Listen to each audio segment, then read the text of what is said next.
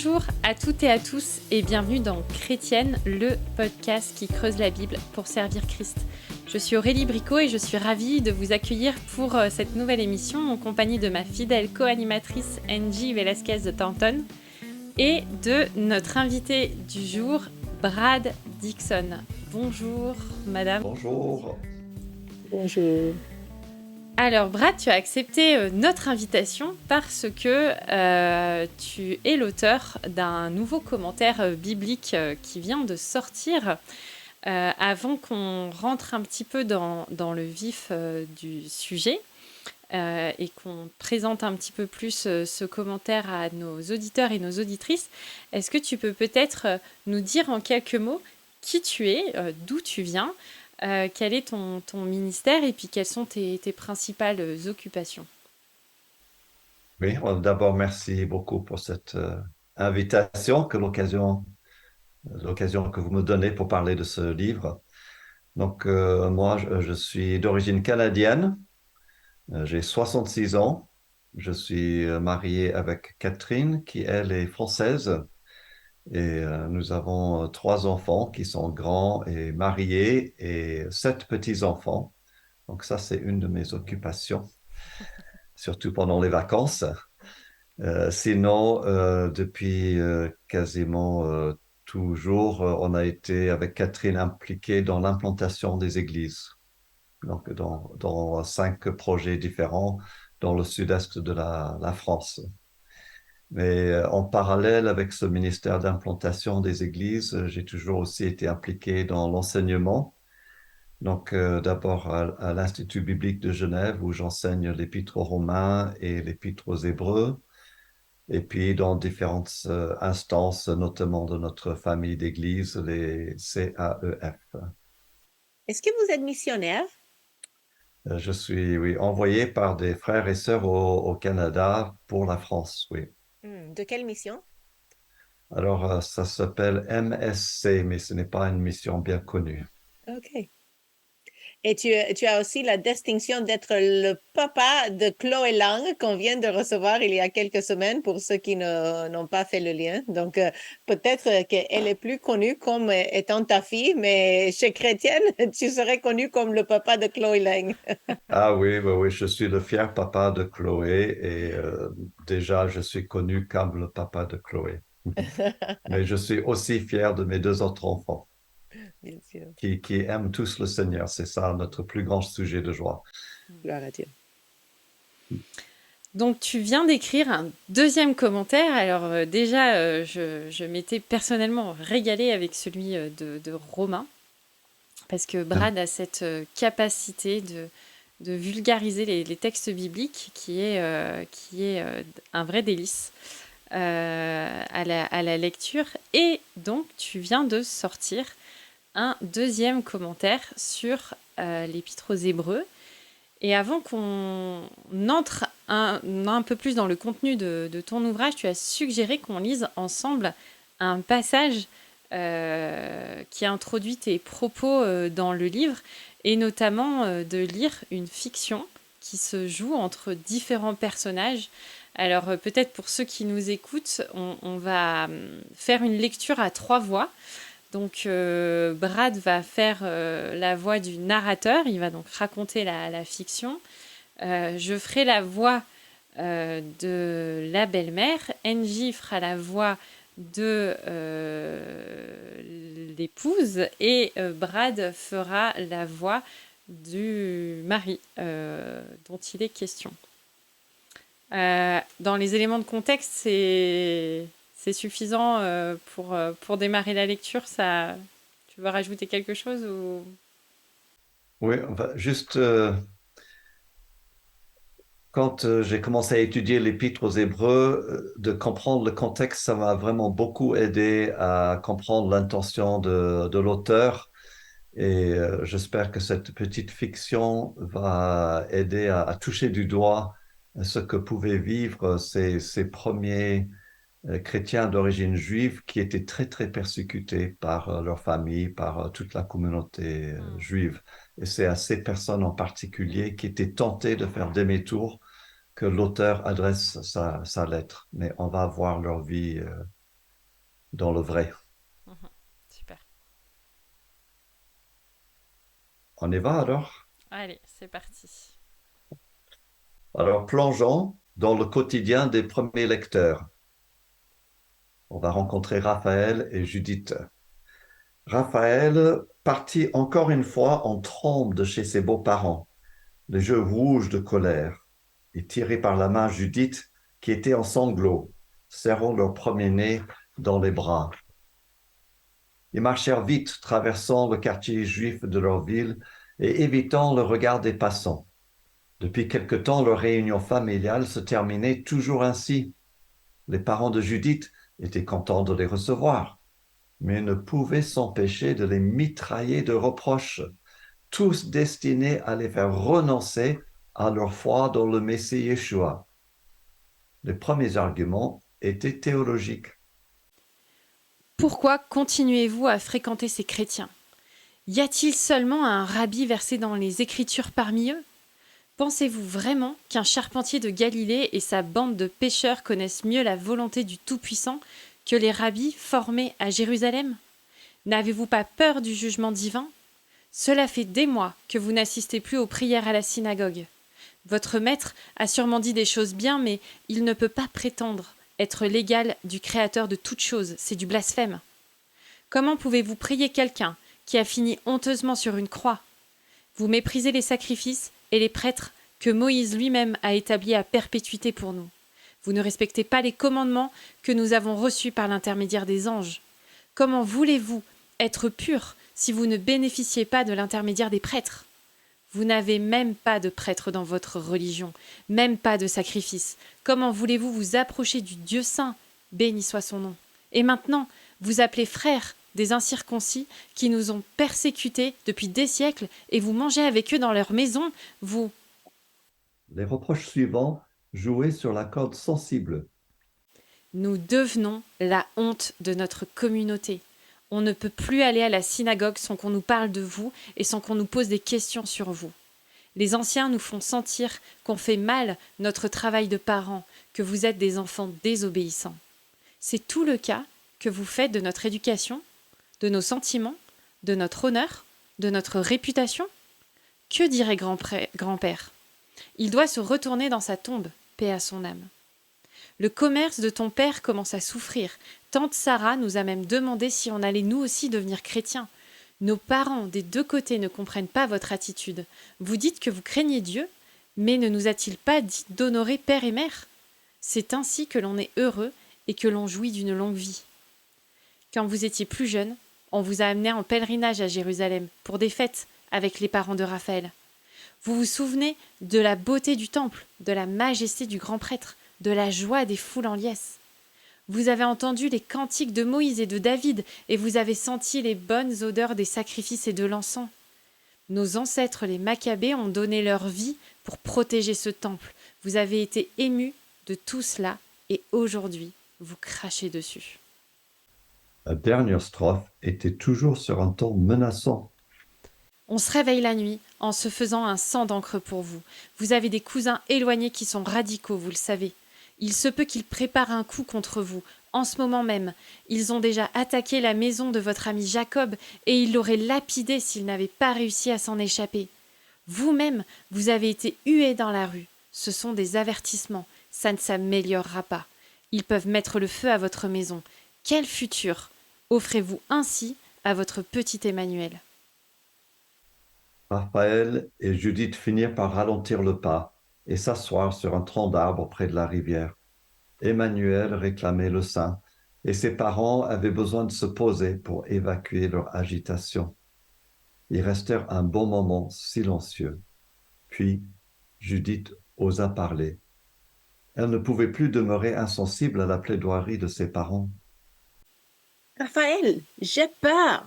Peut-être qu'il nous faut être plus prudents, mais sans abandonner notre foi.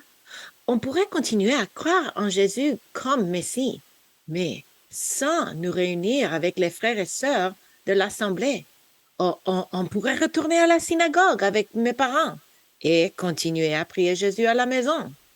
Après tout, il a dit lui-même qu'il n'est pas venu pour abolir la loi, Cela ne peut pas être mauvais de suivre les rites de nos ancêtres. Ne peut-on pas avoir Jésus et le temple, Jésus et les sacrifices, Jésus est notre peuple, Jésus est ma famille? Je n'arrête pas de penser au bébé. Qu'allons-nous devenir, Raphaël? Raphaël sentit les nœuds de son ventre se serrer un peu plus. Il pouvait supporter la pression qu'exerçaient ses beaux-parents, mais les questions de sa femme pénétraient comme des glaives, d'autant plus qu'il avait ses propres doutes. Le Seigneur n'avait-il pas promis de revenir rapidement? Les apôtres ne l'avaient-ils pas annoncé avec certitude? Mais ces mêmes apôtres étaient maintenant morts, sans avoir vu son retour. Et rien dans sa vie de Raphaël en ce moment ne semblait confirmer l'arrivée d'un royaume de paix et de justice. Au début, il avait expérimenté une joie indicible en recevant l'Évangile. Il avait découvert avec enthousiasme Yeshua comme le Messie promis depuis tant d'années par les prophètes. Il avait trouvé le Sauveur, le Libérateur, le Fils d'Abraham, le Fils de David, le Fils de Dieu promis par le prophète Daniel. Il s'attendait alors à une vie épanouie, mais ne connaissait maintenant que des problèmes. Il s'attendait à ce que sa famille et son peuple se convertissent, mais ne rencontrait que de l'opposition féroce. Il pensait avoir trouvé dans l'assemblée des disciples du Messie un avant-goût du ciel. Quelle chaleur dans les premières rencontres, quelle intimité dans la prière, quelle joie exprimée dans les cantiques. Mais maintenant, il voyait les défauts de beaucoup, même de certains responsables. Et parmi ceux qui s'étaient fait baptiser en même temps que lui, certains avaient commencé à retourner à la synagogue, comme Judith voulait maintenant qu'il fasse. Il n'en voulait pas à sa jeune épouse, comprenant ses angoisses, mais il ne trouva pas non plus le courage de lui répondre. Il eut tout juste la force de prier. Père Saint, que ton nom seul soit sanctifié, que ton règne vienne vite, s'il te plaît, et que ta volonté soit faite sur la terre ainsi que dans les vies de Judith, d'Emmanuel et de moi. Donne-nous de quoi nourrir notre petit. Permets-moi de pourvoir aux besoins de ma famille malgré l'isolement que nous vivons. Pardonne-nous nos doutes, nos inquiétudes et nos défaillances de chaque jour. Nous pardonnons à nos parents leur ignorance et à ceux qui nous veulent du mal, leurs insultes et leurs coups. Délivre-nous de la tentation d'abandonner notre assemblée, comme certains l'ont déjà fait, et protège-nous du malin et de nos ennemis. Nous croyons, mais viens au secours de notre incrédulité. Tu peux nous répondre, car c'est à toi qu'appartiennent le règne, la puissance et la gloire pour les siècles des siècles. Et tu nous reçois devant ton trône de grâce, car nous venons au nom de ton Fils, qui est notre grand prêtre fidèle, compatissant et parfait. Judith, apaisée par la prière, rajouta un amen rassurant. Judith, c'est l'heure où les frères et sœurs se réunissent pour prier. On y va? Oui, on y va. Elle lui serra la main et partirent trouver la maison d'Élie, le responsable. En entrant, ils découvrirent tout le groupe en ébullition. Élie brandissait une longue lettre que leur pasteur éloigné venait d'adresser à l'Église. Chacun finit par s'asseoir dans la cour sous l'ombre d'un sycomore. Un silence religieux se fit dès la lecture des premiers mots. Après avoir autrefois, à de nombreuses reprises et de bien des manières, parlé à nos ancêtres par les prophètes, Dieu, dans ces jours qui sont les derniers, nous a parlé par le Fils. Il a établi héritier de toutes choses, et c'est par lui aussi qu'il a créé l'univers. Le Fils est le reflet de sa gloire et l'expression de sa personne. Il soutient tout par sa parole puissante. Après avoir accompli au travers de lui-même la purification de nos péchés, il s'est assis à la droite de la majesté divine dans les lieux très hauts. Il est ainsi devenu d'autant supérieur aux anges qu'il a hérité d'un nom bien plus remarquable encore que le leur. Hmm. Fin du récit. Merci, Brad. Merci d'avoir écrit cette fiction pour nous aider à rentrer dans le monde des premiers auditeurs de cette prédication, en fait, de cet épître, et de comprendre la tension tangible qu'ils vivaient à leur époque. En quoi l'épître aux Hébreux a constitué un encouragement puissant pour les Judith et les Raphaël de leur époque? Alors, ils avaient besoin d'encouragement parce que, comme nous venons de voir, ils étaient très, très persécutés. Je pense que si on veut sentir un peu l'ambiance des premiers lecteurs, on peut penser aujourd'hui à un ami musulman qui vit dans un pays musulman très strict et qui décide de se convertir à Jésus-Christ, ce que pourrait vivre cette personne dans sa famille, dans sa communauté. Donc, ces premiers Juifs qui voulaient suivre Jésus comme Messie vivaient ces choses-là. Au début, peut-être avec l'enthousiasme de la conversion, on arrive à faire face, mais petit à petit, si ça dure des jours, des semaines, des mois, des années, on peut se décourager et on peut finir par par douter de ce qu'on a cru et peut-être vouloir faire demi-tour. C'est vraiment à ces personnes-là que l'auteur s'adresse et donc il veut les encourager. Il leur donne beaucoup de christologie, de très très bonne christologie. Donc il leur présente Christ, Christ comme leur souverain sacrificateur, Christ comme qui a accompli tout ce que l'Ancien Testament prédisait. Je pense que c'est en cela qu'ils vont trouver l'encouragement pour continuer.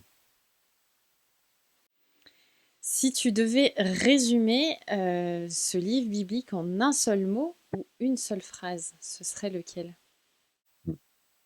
J'aime bien essayer de résumer un livre en un mot ou une phrase. Pour Hébreu, je dirais d'abord en un mot, meilleur. Meilleur parce que il y a une comparaison qui se fait tout au long de l'épître. On va comparer Jésus et la nouvelle alliance à l'ancienne alliance. Donc, dès les premiers versets, Jésus est meilleur que les prophètes. Autrefois, Dieu nous a parlé par les prophètes. Aujourd'hui, c'est par le Fils. C'est mieux. Après, Jésus est meilleur que les anges. Fin du chapitre 1, chapitre 2. Chapitre 3, Jésus est meilleur que Moïse. Chapitre 3 et 4, Jésus est meilleur que Josué. Il donne un meilleur repos. Et puis, on trouve dans les chapitres qui suivent Jésus qui est meilleur que les sacrifices. Il est le sacrifice ultime. Il est meilleur que les grands prêtres. Il est le grand prêtre par excellence. Il sert dans un temple qui est meilleur, dans une alliance qui est meilleure. Donc, meilleur, c'est un bon mot pour décrire l'Épître aux Hébreux. Vous m'autorisez à prendre un deuxième mot? Oui, vas-y. OK. Je prendrai aussi le mot persévérant. Donc, une exhortation.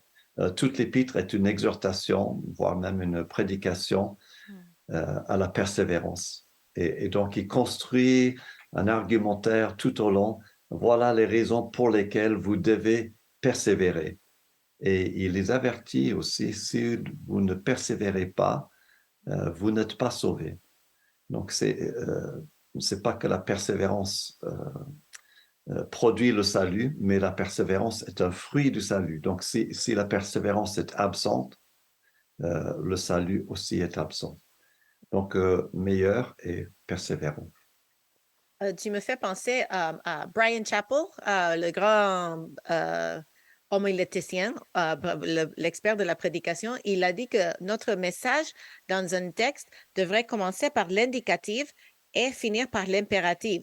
Donc, les phrases que j'utilise basées sur ces enseignements, c'est puisque, trois petits points, et je donne l'indicatif. Et puis, je finis par l'impératif. Et on dirait que la phrase clé pour Hébreu pourrait être puisque Christ est meilleur que tous ceux qui l'ont précédé, persévérant dans la foi qui nous a été transmise ou quelque chose comme ça, comme si tes deux mots-clés forment une harmonie de ces principes de indicatif, impératif, n'est-ce pas?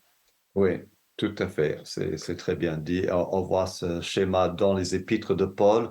On le voit aussi dans l'épître aux Hébreux. On pourrait dire que les 9 premiers chapitres, c'est l'indicatif et à partir de 10 jusqu'à 13, l'impératif. Sauf que il y a aussi des exhortations dans les premiers chapitres. Hmm. Est-ce que le message d'Hébreu est encore d'actualité? Totalement, totalement. Et là, je vais partager une grande tristesse.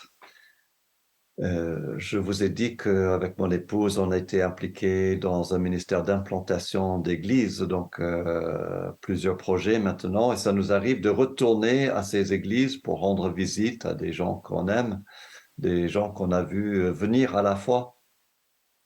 Et quelquefois, on arrive dans une église, on dit ben, où est un tel ou où est une telle, et puis on entend des histoires tristes de gens qui se sont éloignés de la foi. Et donc, je suis certain que vous, Angie et Aurélie, vous connaissez des gens qui ont commencé, même des fois très fort, même un certain temps, à suivre Jésus, et puis au bout d'un moment, pour diverses raisons, se sont écartés de la foi. Donc, tous nos lecteurs, tous nos auditeurs connaissent des personnes comme ça. Donc, c'est un véritable problème et cette épître s'adresse vraiment à ce problème-là. Donc, s'il y a des personnes qui commencent à avoir des doutes, qui commencent à s'éloigner dans la foi, cet épître peut vraiment les encourager, les reprendre. Et si nous nous trouvons dans une position d'autorité où on accompagne d'autres personnes, il y a cet épître nous donne beaucoup d'armes pour aider les gens à persévérer. Comment est-ce que tu harmonise le fait que j'imagine que tu crois qu'un vrai chrétien ne peut pas perdre son salut, la persévérance des saints, mais en même temps, comment est-ce que tu lis les avertissements en hébreu? Parce que c'est clair que l'auteur, qui est inconnu d'ailleurs, l'auteur d'hébreu était sincère et profondément ému quand il a dit à ses auditeurs qu'il fallait qu'ils persévèrent, qu'ils luttent parce que certains se sont éloignés. Donc, comment est-ce que tu harmonises cette paradoxe, ce paradoxe? Tu abordes un très grand sujet. J'ai envie de dire qu'il faut qu'ils lisent mon commentaire sur le chapitre 6, qui est le chapitre qui aborde vraiment cette tension. Mais je vais dire quelques mots quand même. Il y a en effet une tension entre les promesses que nous avons dans la parole de Dieu, que le salut vient de Dieu, c'est lui qui nous a choisis, appelés, qui nous garde jusqu'au bout. En même temps, il y a beaucoup d'exhortations comme quoi il faut persévérer dans la foi. Donc, je dirais que chaque pasteur, quand il prêche dans une église, il a devant lui probablement 2 types de personnes dans l'auditoire. Des personnes qui sont véritablement nées de nouveau et d'autres qui sont simplement des sympathisants ou des personnes qui se croient converties parce qu'ils sont nés dans une famille chrétienne ou autre. Et donc, il fait une espèce de pédagogie différenciée où, dans une même prédication, il va à la fois donner de l'assurance, à la fois avertir.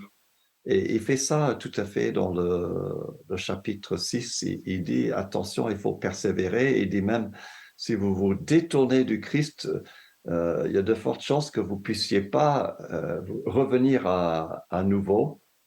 Mais tout de suite après, dans le même chapitre, il dit, mais nous avons un ancre sûr et solide dans les lieux célestes, là où Jésus est entré pour nous en précurseur. Pour lui, c'est pas une contradiction. Donc, pour nous, il faut pas que ce soit une contradiction non plus. Est-ce qu'il y a un aspect de ce livre qui t'a le plus marqué ou peut-être le plus impacté, le passage du livre qui donne un peu des frissons quand on l'écrit, ou celui où on se dit ça va rester gravé dans mon cœur? Alors, de manière générale, ce qui m'a beaucoup impacté en travaillant cet épître, c'est la manière dont il utilise l'Ancien Testament, la manière dont il voit Christ un peu partout dans l'Ancien Testament. Et j'aurais pu dire ça quand vous m'avez demandé quelle est la pertinence aujourd'hui pour Hébreu. C'est comme un guide pour nous apprendre à lire l'Ancien Testament aussi. Parce qu'il y a énormément de citations de l'Ancien Testament, parfois des citations qui nous étonnent un petit peu. Donc, je lance un défi à nos auditeurs. Quand vous lisez l'Épître aux Hébreux, vous voyez une citation de l'Ancien Testament, retournez dans l'Ancien Testament, lisez les versets, mais lisez-les dans leur contexte, lisez tout le chapitre, lisez tout le livre, et vous verrez comment l'auteur de l'Épître aux Hébreux a vu un signal de la rédemption dans ce texte de l'Ancien Testament. Donc, pour moi, personnellement, ça m'a... Parce que je dois avouer humblement que je ne suis pas un grand expert de l'Ancien Testament et que je lis, bien sûr, mais là, d'avoir étudié hébreu, ça a renouvelé mon amour pour l'Ancien Testament. Et là, je lis de manière avide pour trouver de nouveaux indices de la rédemption en Christ. Donc, son respect de manière générale pour la parole de Dieu. La parole, c'est un terme qui revient très, très souvent. Dieu nous a parlé. La parole est comme une épée à deux tranchants. Aujourd'hui, si vous entendez sa parole, écoutez sa voix. Et quand il va citer l'Ancien Testament, il ne dit pas David a dit ou Ésaïe a dit, comme d'autres auteurs du Nouveau Testament peuvent parfois dire. Il dit directement Dieu dit, ou l'Esprit Saint dit, ou même à deux occasions Jésus dit. Donc, il voit vraiment l'inspiration de tout l'Ancien Testament, une inspiration trinitaire. Voilà, ça a renouvelé ma lecture de l'Ancien Testament.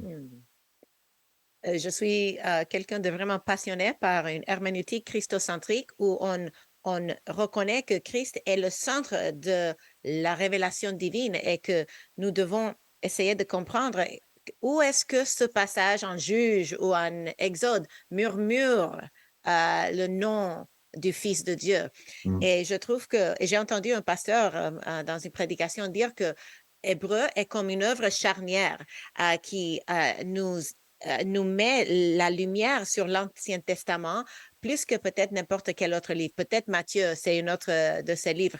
Mais il a utilisé l'analogie que c'est comme si tu arrivais à un match, disons la Coupe du Monde, après le mi-temps.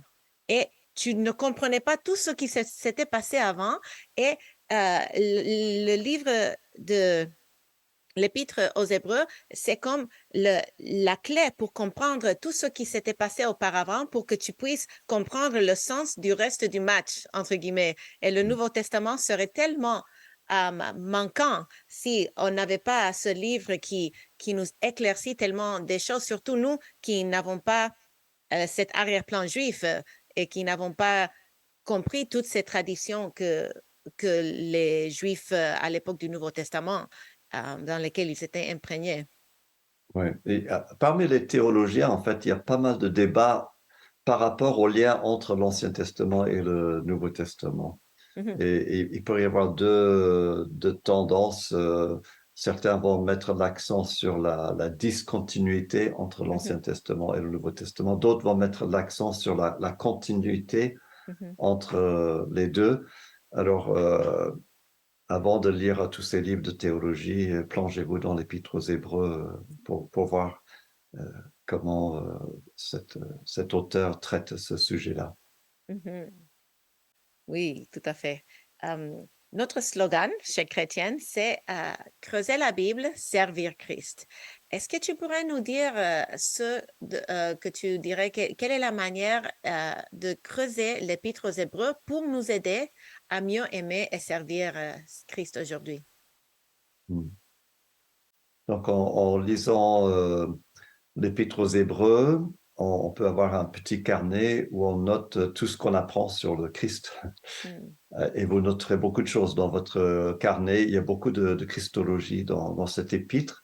La christologie dans l'hébreu est un peu différente de la christologie de l'apôtre Paul. L'apôtre Paul va mettre l'accent sur le Christ mort et ressuscité. L'Épître aux Hébreux met l'accent sur le Christ élevé, exalté à la droite de Dieu, mais aussi sur son humanité. On apprend que Christ a été tenté en toutes choses comme nous, qu'il a appris l'obéissance, qu'il a prié avec des grands cris, des souffrances, qu'il est à la droite du Père, qu'il intercède pour nous, qu'il a été tenté en toutes choses comme nous. Vraiment, tout ce qu'on apprend sur Jésus-Christ, ça vient compléter le tableau de notre Christologie, et c'est un très grand encouragement pour tout chrétien depuis des siècles, depuis la première lecture. Donc, autre chose à regarder, je dirais, c'est l'ecclésiologie dans l'Épître aux Hébreux. Alors, je ne dirais pas qu'il y a énormément d'ecclésiologie, mais il y en a, et notamment, il y a un grand accent qui est mis sur l'Église comme une communauté d'entraide.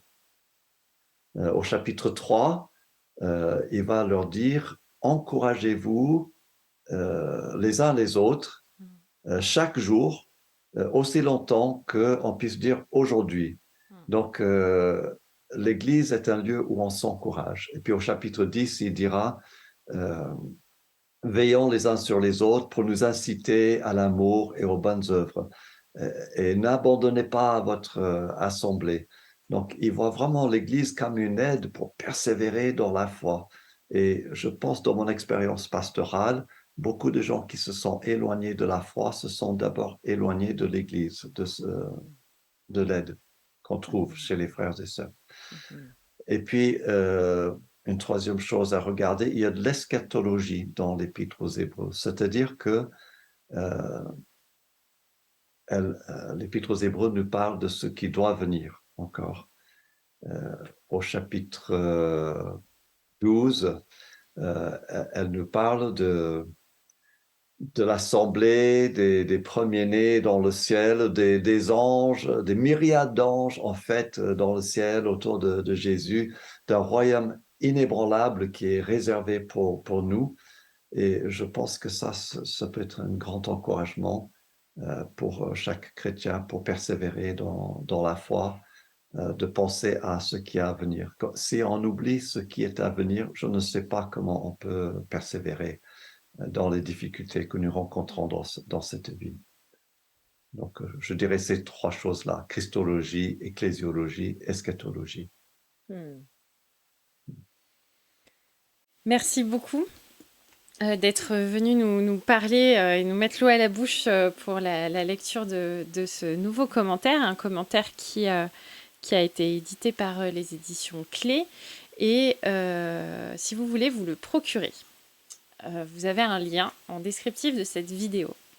Et si vous nous avez bien écouté jusque-là, les éditions Clés sont heureux de offrir un exemplaire. Alors, il y a 3 exemplaires. Premier arrivé, premier servi.